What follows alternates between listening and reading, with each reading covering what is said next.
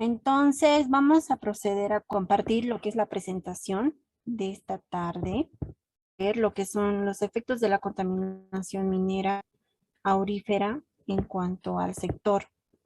Cualquier duda, cualquier consulta que tuvieran al respecto, me la hacen saber, interrumpen, pueden interrumpir en el micrófono, pueden escribirlo, no hay problema. A ver, vamos a ir introduciéndonos un poco, perdón, acerca de los conceptos claves que conllevan los impactos en este sector. ¿Qué debemos saber primeramente de la minería en el sector aurífero? ¿Qué es el mercurio? Bueno, en primera instancia tenemos que saber que el mercurio es un elemento tóxico que se bioacumula y biomagnifica a través de la cadena trófica. Esta, a lo largo, puede constituirse en una gran amenaza para la salud humana. La contaminación por mercurio puede deberse a factores naturales, tales como volcanes, erosión del suelo y océanos. Otro factor también es la minería del oro, entre otras, siendo la minería aurífera la principal causa de contaminación ambiental por este metal debido a la utilización de mercurio metálico para en sí formar lo que es las amalgamas de oro durante la extracción de oro. ¿Qué es la amalgamación? Muchos de ustedes es posible que sean o ya estén trabajando en esta área o no estén, o estén familiarizándose o quieran interiorizar acerca de este punto. Es que tenemos que la amalgamación es con mercurio en específico, se utiliza indiscriminadamente en la recuperación de oro en la minería artesanal. El mercurio es liberado al ambiente a través de aguas residuales, de las cuales la flotación, en la flotación, también conocidas como relaves o el vapor generado durante la quema de amalgama para separar el oro. Este metal prácticamente posee presión de vapor, por lo que puede vaporizarse fácilmente a la atmósfera y condensarse en partículas tales. El mercurio puede depositar en suelos, puede depositarse o acumularse o precipitarse en suelos por efecto del lavado del agua, de la lluvia, el rocío, y estos pueden afectar a lo que son la flora y la fauna. Y muchas veces, y por lo general, también eh, esta afectación llega a lo que son la población humana. El mercurio tenemos que es liberado al ambiente a través de aguas residuales, de las colas, de la flotación proveniente de la recuperación del oro a través de los procesos de flotación. Eh, este metal posee también una alta presión, como ya les había indicado, que puede vaporizarse, ¿no es cierto? Y generar impactos en la flora y en la fauna. En cuanto a la minería de oro artesanal, tenemos que la minería en pequeña escala es una fuente de subsistencia en muchos países, y tal es el caso de Bolivia, así como el factor determinante para la degradación también del medio ambiente. Una vez que el mercurio elemental entra en contacto con los ecosistemas acuáticos, puede convertirse en metilmercurio, y esta forma es mucho más tóxica que el metal por la acción bacteriana. De esta forma, es acumulado por la fauna acuática. Y ustedes dirán, en la fauna acuática, claro, principalmente por los peces depredadores, cuyo consumo es una de las más importantes fuentes de riesgo para la salud en las poblaciones ribereñas. Esto por lo general en los departamentos de Beni, de Pando, de La Paz y en la zona norte. ¿Qué está sucediendo en este caso con la población en Bolivia en cuanto al mercurio? Y especialmente he querido tocar esta tarde un tema al acordar específicamente acerca de este taller y hacía énfasis a la parte de la minería de mercurio porque ha salido, y se los recomiendo hartísimo, este documento eh, que lo ha publicado el Centro de Investigaciones, el CEDIP, con apoyo de Mongobay Mongobay, en el cual lanzan un artículo acerca del problema de mercurio en Bolivia. Este artículo ha sido redactado, o bueno, esta entrevista ha sido realizada quizás al señor investigador, en este caso, Oscar Campanini, en el cual brinda bastantes datos muy alarmantes. Y de esos datos es lo que esta tarde quiero comentarles. Quizás no va a ser una charla, eh, más que todo está destinada a la concientización, ¿no es cierto? Ya que sé más bien que estamos conectados entre distintos colegas, los cuales están trabajando quizás en el sector minero o jóvenes estudiantes de ingeniería ambiental eh, que tienen que profundizar estos temas acerca de en sí la minería eh, en el proceso de licenciamientos, gestión ambiental en lo que es la parte del sector minero. Entonces, en esta entrevista lanzan datos alarmantes, como les decía, muy importantes, como ser que desde el año 2015 Bolivia empezó a importar grandes cantidades de mercurio, niveles tales que llegan a lo que el doble, por lo general, de que se necesita o lo que se utiliza para la explotación de oro en Bolivia. Desde ese entonces ha crecido las sospechas de que el país está abasteciendo de mercurio para la minería ilegal a países no solo como Bolivia, sino a Perú, Brasil y Colombia. Y aquí tenemos, ¿no es cierto? Y aquí nos hacemos una gran pregunta sobre cuáles son las consecuencias sobre los derechos humanos que están ocasionando el mercurio. Y como anteriormente les mencionaba, la primera preocupación es la cantidad del mercurio que se está importando a Bolivia legalmente, no de forma ilegal, legalmente. Desde el año 2015, esta se está importando un promedio de 180 toneladas de mercurio al año, cuando las estimaciones del propio Ministerio de Minería dan cuenta que se necesita solo entre 60 y 90 toneladas al año para la explotación. Entonces, significa que el 50% de lo que se está importando legalmente termina fuera de Bolivia, aportando al contrabando ilegal del mercurio, una de las vulneraciones más importantes que es el Estado no está controlando quizás estas importaciones legales, menos aún el comercio o el contrabando del mercurio hacia otros países. Entonces, ustedes dirán, pero en qué nos puede afectar? ¿Cuáles son? Y continuamos, ¿no es cierto?, con la misma pregunta. Eh, Acerca de cuáles son las consecuencias sobre los derechos humanos que están ocasionando el mercurio.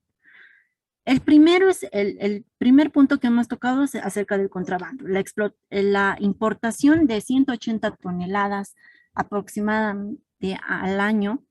Como segundo punto tendríamos que es el impacto directo está teniendo sobre la salud a las personas.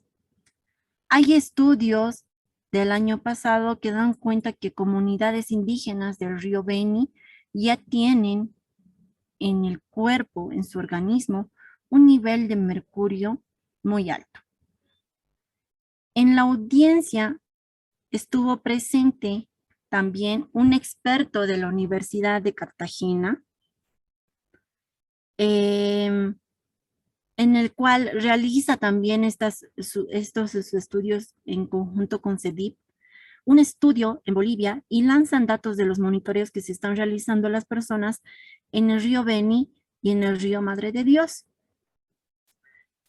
Hasta el momento, todavía este estudio, y hay que estar atentos, por eso les digo a las personas que son especialistas en el área, que trabajan en el área minera, eh, consultores ambientales, igual que trabajan con el sector minero aurífero en la región del norte de La Paz, es importante estos puntos, ya que nosotros estamos trabajando para reducir estos impactos ambientales hacia el medio ambiente. Hasta el momento, según este estudio, porque todavía no se ha finalizado y se lo va a lanzar aproximadamente en junio o en julio de este año, pero hasta el momento lanzan, por ejemplo, que hay 350 muestras y de estas 350 muestras, todas están superando el límite máximo que establece la Organización Mundial de la Salud, que es una parte por millón en nuestro organismo. De estas 350 personas, casi todas tenían un promedio de 7 veces más el límite máximo y habían casos hasta de 27 veces más del límite, o sea, de partes por millón bioacumuladas en el organismo de las personas. Por ejemplo, y ya, tocando esta parte en cuanto a la contaminación, bioacumulación, también es propicio que hablemos acerca de las áreas protegidas. Por ejemplo, el año 2014, y esto hablando específicamente del Parque Nacional Madidi, el año previo al 2014 tenían un plan de manejo ambiental, el Madidi. Para los que no saben lo que es un plan de manejo ambiental, bueno, cada área protegida, las 22 áreas protegidas que son reconocidas a nivel nacional, cuentan con un plan de manejo, el cual brinda los objetivos y brinda los lineamientos de qué tipo de actividades se pueden desarrollar dentro de las áreas protegidas. Y dentro de esto establecen áreas, las dividen en áreas, zonas de explotación, zonas de producción, zonas de aprovechamiento ecoturístico, etcétera. Todas las áreas protegidas cuentan con un plan de manejo ambiental. Tal es el caso del Parque Nacional Madidi. El Madidi contaba con una extensa superficie zonificada como protección estricta o zona núcleo. De la misma forma, para las personas que no saben cuál es una zona núcleo, es un área donde o se la denomina zona estricta o zona núcleo al área de un parque nacional, de un área protegida, donde no se puede tocar, donde no puede haber ningún tipo de actividad. Está prohibido todo. No puedes tocar dentro de una zona estricta o zona núcleo de un área protegida, no puedes realizar minería, no puedes realizar actividades de hidrocarburos, no puedes realizar actividades de ecoturismo, no puedes nada. Es una zona de alta conservación. Entonces, actualmente se desconocen los sectores habilitados para la exploración de recursos naturales. Hasta el 2018 realizaba una verificación en cuanto a las peticiones, solicitudes, demostrando, tal es el caso, que no afectaban el río Twitch, por ejemplo, sino varios puntos dentro del área, incluyendo zonas donde estarían prohibidos realizar actividades extractivas. Alrededor de 550 cuadrículas se encuentran en un estado de consolidación por la JAM.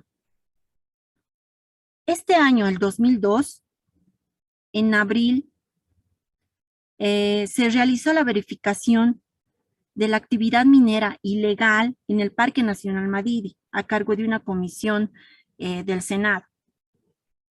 Los mismos fueron evidentemente atacados, los mismos han sido obviamente perseguidos, ¿no es cierto?, por las personas que muchas veces viven de esta actividad y no les gusta, evidentemente, que les estén controlando, que les estén coartando quizás, entre comillas, su derecho al trabajo. Y en esta ocasión se denunció lo que era la presencia de una draga colombiana a 500 metros del área protegida del Parque Nacional Madidi.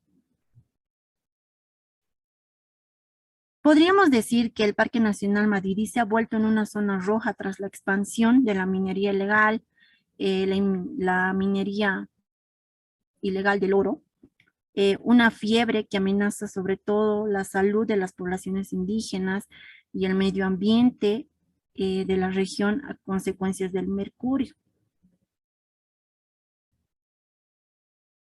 Continuando aquí, el estudio que aún está en proceso, por ejemplo, que han hecho a las comunidades, se las han realizado a las comunidades indígenas, y es de donde yo les decía, las 350 muestras que se han tomado corresponden a personas de comunidades indígenas, de pueblos tacanas, y de Ichiapoma, Ichiapiamona, y de centros poblados en el punto medio de la cuenca del río Beni. También podemos decir que en este estudio abarca principalmente las comunidades que consumen pescado de este río, porque es la principal vía para la contaminación del mercurio. Como ustedes verán en fotografías, si ustedes conocen toda la zona norte, el departamento de Beni, Pando, el norte de La Paz, viven de la pesca. Surubís, paiches, son peces, fauna acuática, la cual es un medio de subsistencia de estos pueblos indígenas. Consumen incluso, y a través de esto van contaminándose lo que son su organismo. Ahora, en cuanto a Bolivia, ¿qué tenemos? Ay, perdón. En cuanto a Bolivia, los compromisos asumidos por el gobierno de Bolivia como parte del convenio de Minamata, uno de ellos es el avance del plan de acción del gobierno para eliminar gradualmente el uso del mercurio. ¿Qué tanto se ha avanzado en el país? Todos debemos tener conocimiento que Bolivia es parte del convenio de Minamata, un convenio donde están asociados distintos países igual, en el cual se comprometen a reducir la importación, específicamente la regulación en la importación del mercurio. Convenio de Minamata, al cual está suscrito Bolivia, establece la obligación de todos los países que son parte de ir eliminando gradualmente el uso de mercurio. Y para los países que tienen actividad minera es importante que se establezca un plan nacional de acción. ¿Y qué ha hecho Bolivia hasta el momento? No tenemos el plan de acción nacional hasta la fecha. ¿Qué más tenemos acerca de esto? Acerca de esto tenemos ¿qué se conoce sobre los derechos mineros preconstituidos? No sé si ustedes saben o si alguien de ustedes me podría decir qué son o a qué se reconocen los derechos mineros preconstituidos en áreas protegidas.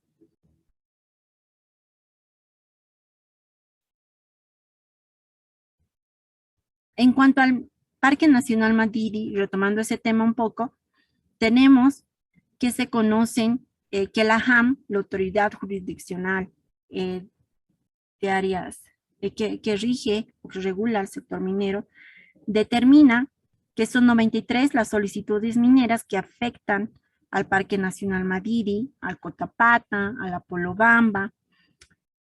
El tiempo en el que fueron concebidos se desconoce, pero se permite también la apropiación de terceros sobre los territorios. En Bolivia, actualmente existen normas que regulan la importación del mercurio. En Bolivia existe una normativa ambiental que establece la obligación de que la minería aurífera que usa mercurio sí o sí lo recupere a través de ciertos mecanismos. Esta normativa existe desde 1997. Sin embargo, el propio gobierno ha reconocido que el 90% del oro se extrae en Bolivia y no recupera mercurio. Ahí también hay un tema de incumplimiento en el Plan Nacional de Acción que debería tomarse y abordarse cómo se fortalece la normativa para que esta misma se vaya implementando. Y aquí en este mapa, en esta figura, podemos ver, este igual ha sido sacado del CEDIP, esta fuente de esta entrevista, en la cual muestra cuál es la ruta del mercurio. La forma de importación, la importación informal y como ustedes verán, la mayoría, o sea, el centro es La Paz, es Bolivia. Esto va para el Perú, puede ir hacia el Brasil, va hacia Santa Cruz, entonces ingresa también por Chile, ingresa también por vía el Perú. Entonces, son partes bastante importantes que nosotros debemos ir considerando en este tema. Y ahora ustedes dirán, pero en qué parte la gestión ambiental o cómo nosotros como ingenieros ambientales podemos coadyuvar en esto? Pues nosotros, dentro de nuestra normativa ambiental, tenemos distintos reglamentos los cuales a los ingenieros nos van apoyando. Tenemos distintos reglamentos, por ejemplo, el Reglamento General de Gestión Ambiental, el Reglamento de Control y Prevención Ambiental, el Reglamento en materia de contaminación atmosférica, en materia de contaminación hídrica y los reglamentos sectoriales de minería y hidrocarburos, ¿no es cierto? Por hacer mención a algunos. Sin embargo, nosotros como ingenieros ambientales no debemos tampoco centrarnos en memorizar las normas y, y revisar o apegarnos netamente a la parte legal, a la parte burocrática quizás. A lo largo, bueno, en los primeros 15 a 20 minutos de esta charla hemos empezado hablando acerca de lo que es el impacto de lo que está generando la minería aurífera en nuestras áreas protegidas, en nuestros cursos de agua. Y tenemos que dar un valor, ¿no es cierto? Y reflejar esto en nuestra población e indicar en cuál vale más, o sea, poner en la balanza, ¿no? Nuestros cuerpos de agua, nuestros ríos o el oro. ¿El oro vale más que el agua? Deberíamos preguntarnos, ¿no es cierto?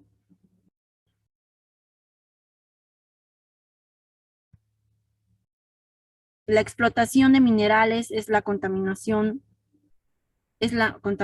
por mercurio y otros metales pesados, pues que debemos, como el arsénico también hablando, presentan niveles superiores a lo permitido, a lo que establece la Organización Mundial de la Salud en cursos de agua de La Paz, Potosí, Oruro y la Amazonía en Bolivia, estamos por encima de los límites permisibles.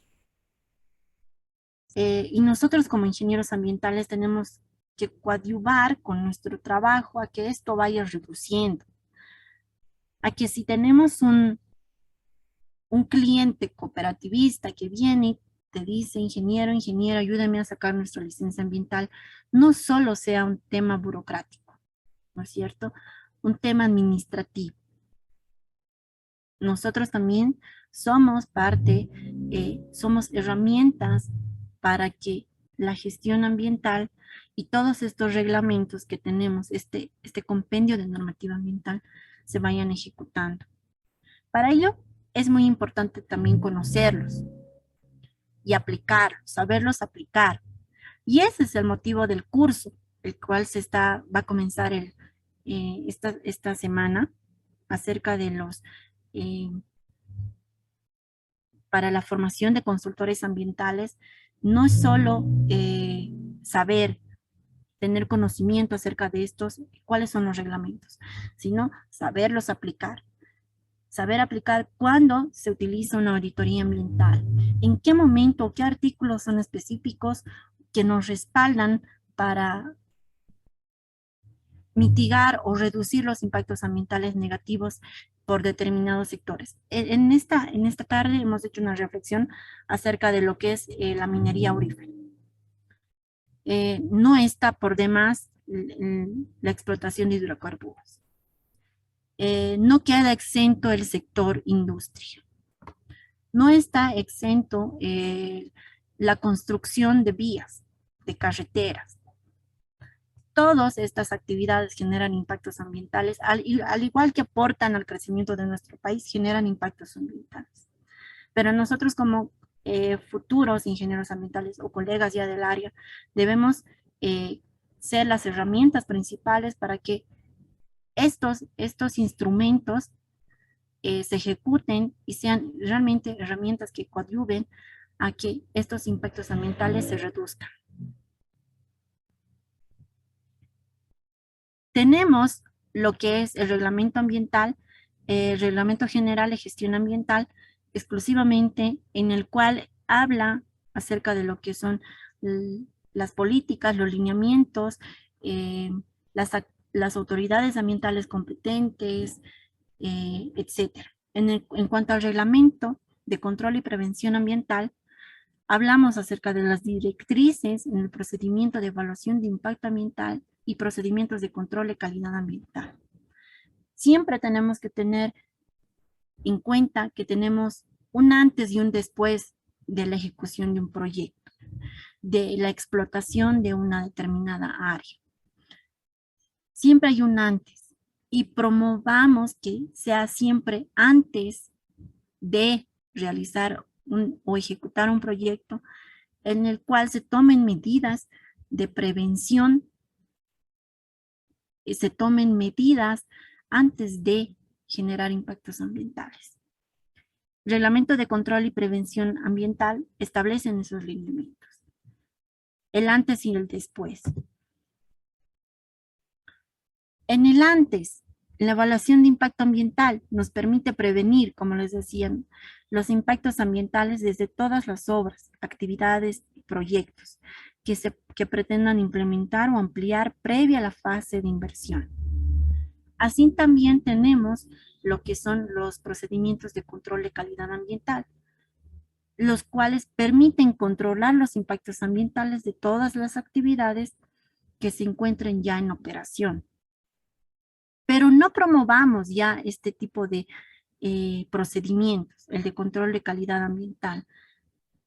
De que va a continuar habiendo este tipo de procedimiento, pero nosotros aconsejemos, asesoremos de que sea esta la forma correcta de prevenir, sea la prevención, el, el método para trabajar, no el después.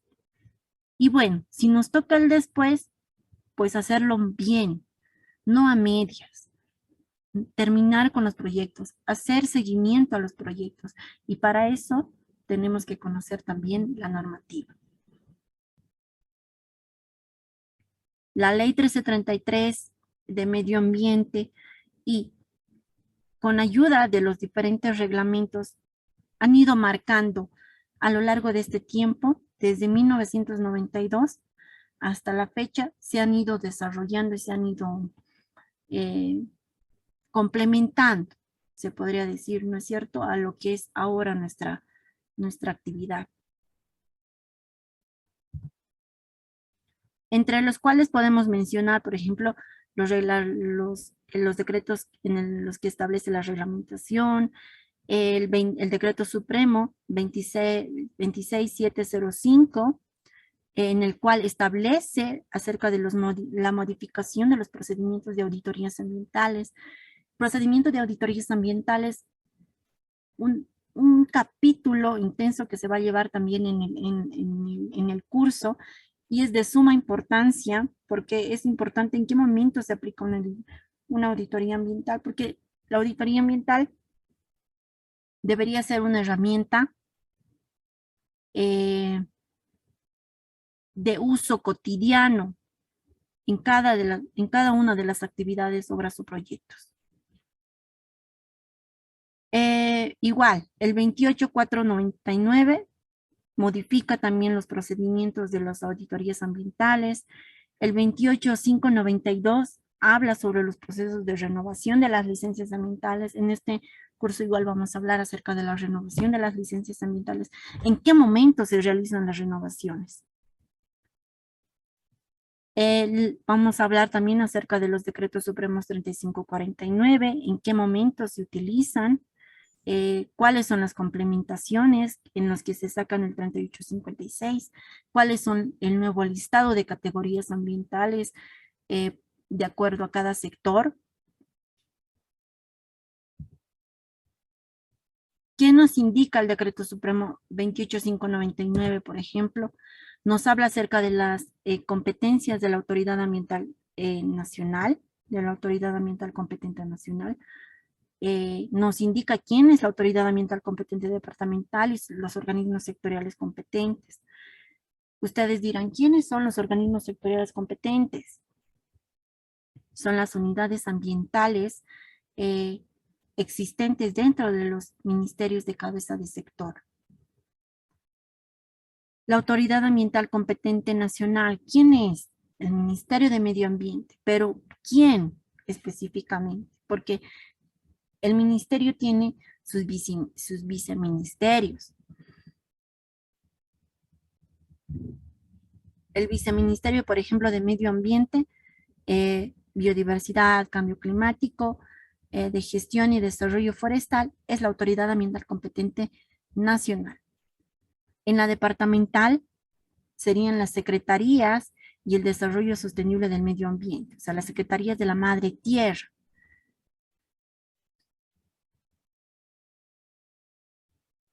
Aquí igual hablamos acerca de, para comprender mejor acerca de los organismos sectoriales competentes, del sector minero, del sector turismo, del sector hidrocarburos. ¿Quién es el organismo competente, sectorial competente?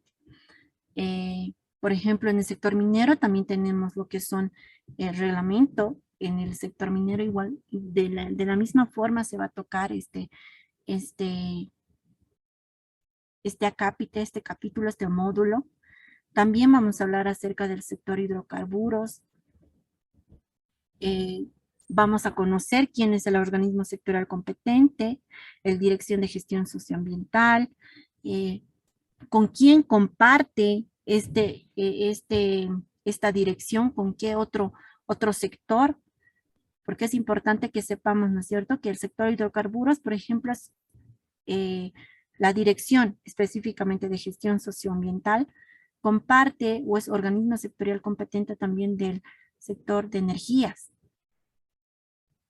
Vamos a hablar acerca del sector de energías en cuanto a si tiene o no cuenta con reglamentación, qué procedimientos se rigen para la renovación en este sector, etcétera. No sé si tienen preguntas hasta el momento con respecto a lo que estamos tomando.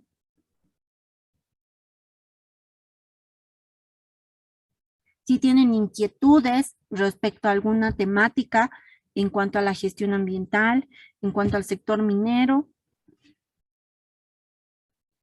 ¿qué les ha parecido las estadísticas acerca del sector minero? Yo les aconsejo, principalmente en cuanto a lo que estábamos hablando, a la minería, al impacto ambiental eh, que se desarrolla o que se está ejerciendo en el norte de La Paz, en las áreas protegidas, que lean, y les recomiendo mucho acerca de los documentos que se están publicando en el CEDIP. Es por esa razón que precisamente pensé en tocar este tema acerca de la explotación minera. Les voy a pasar también lo que son un link donde van a poder realizar. A ver, en este momento no sé si lo voy a poder compartir. A ver, un momentito. A ver, volviendo a lo que son las preguntas, Elmer. A ver, vamos a ir desde el principio. Giovanna nos indica qué opina, ingeniera, del impacto ambiental aquí en Tarija, que es un problema social por la reserva de Tariquía. Giovanna, ese también es un problema increíble en cuanto a las áreas protegidas. Otro problema también es la explotación de hidrocarburos. La exploración. Igual, en el curso vamos a ver lo que son las etapas que comprenden y que generan mayor impacto ambiental en cuanto exclusivamente al sector hidrocarburífero. Vamos a ver qué etapas generan mayor impacto ambiental y de qué tipo, porque para conocer el impacto ambiental de una determinada actividad, tenemos que tomar en cuenta que debemos saber qué actividades comprenden eh, esta actividad principal, la explotación de hidrocarburos, ¿qué comprende? Eh, Realmente la parte social, y vamos a ver también lo que es los decretos supremos que están a cargo de de la explotación de hidrocarburos en cuanto a los derechos de los pueblos indígenas, las compensaciones, vamos a ver cómo se las manejan las compensaciones, todo eso. Es un problema, es otro problema igual de grande que la contaminación por oro.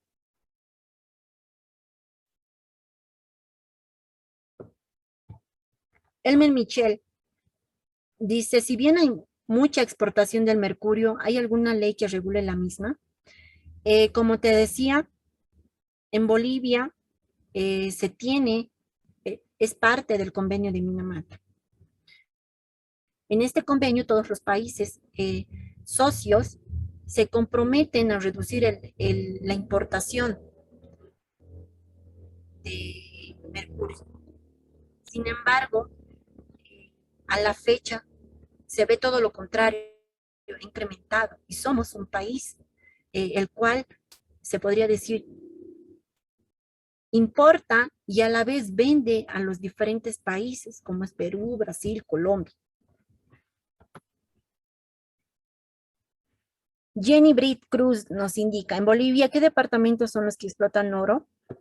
En Bolivia, bueno, los departamentos que explotan oro son el departamento de La Paz, son el departamento de Beni, no todo, o sea, son áreas específicas, ¿no es cierto? Eso es bueno de notar.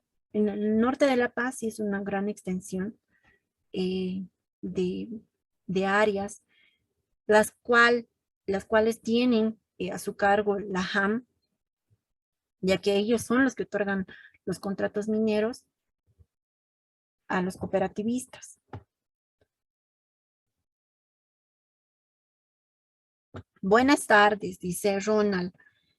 Sé que no es el tema, pero en cuanto al impacto ambiental del sector minero del estaño en zinc, ahorita estamos hablando sobre lo que es la explotación eh, del oro, ¿no es cierto? Pero en Oruro, en Potosí, se da lo que son La Paz, también tenemos lo que es la explotación del estaño y del zinc. En esto se utilizan otros reactivos químicos para la recuperación de estos metales. Una de ellas pueden ser el hexantato, que es igual otro elemento tóxico en cuanto a los residuos provenientes de este sector, ¿cierto? De ahí también provienen, o sea, en cuanto a la explotación de mineral, la minería en general, cualquier elemento que sea utilizado para la recuperación de algún metal siempre se utilizan eh, diferentes reactivos químicos, tóxicos, eh, los cuales son vertidos a través de las aguas residuales, colas, relaves, son almacenados a la intemperie, no son encapsulados, por la erosión y por el viento son transportados, eh, provocan la esterilidad de las tierras, se pierden áreas de cultivo, se pierden áreas de pastoreo.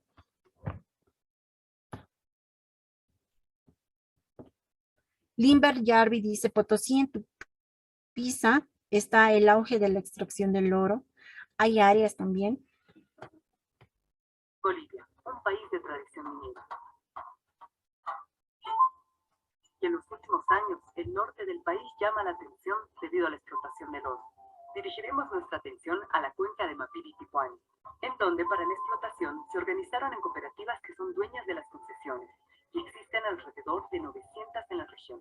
Además, existe la presencia de la empresa privada, que en su mayoría posee capital y maquinaria. De acuerdo a las relaciones de producción y propiedad, vemos varios tipos de cooperativas. La cooperativa aurífera asociada al capital privado. La cooperativa tiene el control de la concesión y la empresa privada aporta con capital y maquinaria. La cooperativa grande con más de 100 socios. La cooperativa mediana tiene entre 20 y 100 socios. La cooperativa chica, donde trabaja generalmente la familia. A su vez, en la minería chica podemos encontrar la empresa de tipo capitalista, con derechos de concesión, capital y maquinaria. Emplea mano de obra asalariada de 30 a 90 trabajadores. Algunas de ellas se convirtieron en cooperativas para beneficiarse de la legislación favorable al sector. Empresa chica asociada a cooperativas o comunidades que financia operaciones y alquila maquinaria. Empresa chica de tipo familiar. Empresa de servicios de dragado, desagüe y otros. De acuerdo a su tamaño, empresas y cooperativas remueven entre 500 a 2.000 toneladas mensuales de tarea bruta. Se apoyan en el trabajo asalariado. En algunas empresas trabajan, ¿no? Tres puntas, como se llama, tres puntas, tres grupos, ¿no? Que entran, digamos, 12 de la noche a 8 de la mañana, 8 de la mañana, 4 de la tarde, 4 de la tarde, 12 de la noche, y rotan, ¿no? Pero hay otras empresas que son 12 horas. Entonces entra 7 de la noche, sale 7 de la mañana. Los actores buscando mayor ganancia a menor costo son conducidos a la forma de asociación de cooperativa con capital privado, donde existe una mayor protección legal. Sin embargo, hay diferencias marcadas entre cooperativas y cooperativistas, que han incrementado su capital convirtiéndose prácticamente en empresarios. Y mayor diferencia aún con los trabajadores asalariados, que forman la masa que vende su fuerza de trabajo y explota día a día la tierra en busca del preciado mineral. No sé si se ha podido escuchar. En el caso de que no haya sido muy claro, se los voy a pasar lo que es el link. Es un video muy bueno que pues se explica mayormente acerca de este sector. Nos indicaban, buenas tardes, son muchos los sectores afectados. ¿Quién es el responsable del cumplimiento de las normativas? Como te digo, céspedes, el dar cumplimiento a las normativas ambientales, en este caso, son diferentes sectores. Las responsabilidades competentes, las responsabilidades están desde las alcaldías, desde los municipios, hasta los ministerios de cabeza de sector, como es el Ministerio de Medio Ambiente y el Ministerio de Minería. Evelyn Lafuente nos dice, buenas tardes, ¿cómo identificar aguas contaminadas por mercurio? Pues tenemos las áreas contaminadas por mercurio. En sí, tenemos que hacer Si tú me dices cómo voy, identifico qué aguas o cómo están las aguas contaminadas con mercurio, es preciso sacar muestras de agua a través de laboratorios para identificar qué niveles de mercurio están presentes dentro del agua.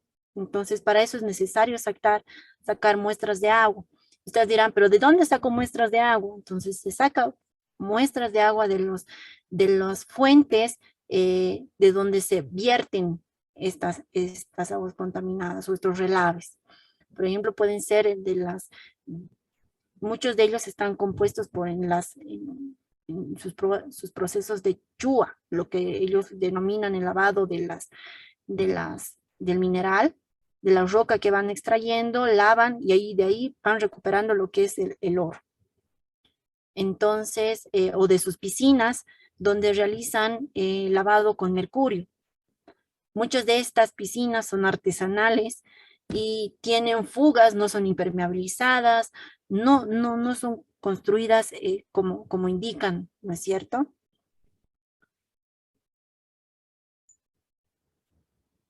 Entonces, estas básicamente se las puede identificar a través de un análisis de laboratorio.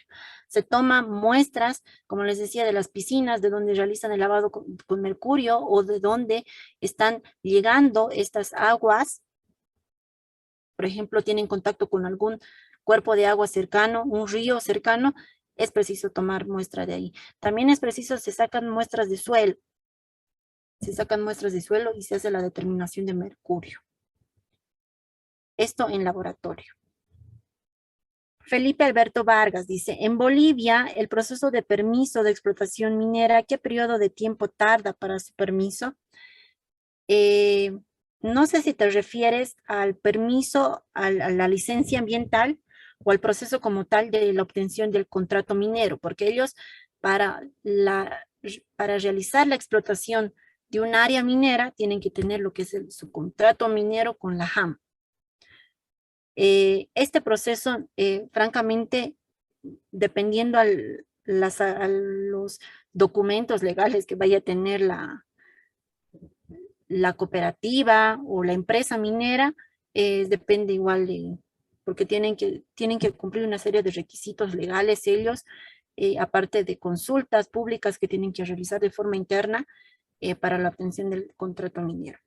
Una vez obtengan el contrato minero, tienen que tramitar automáticamente lo que es su licencia ambiental. Bueno, entonces, con esto ya habríamos culminado. Muchas gracias por conectarse, por estar aquí.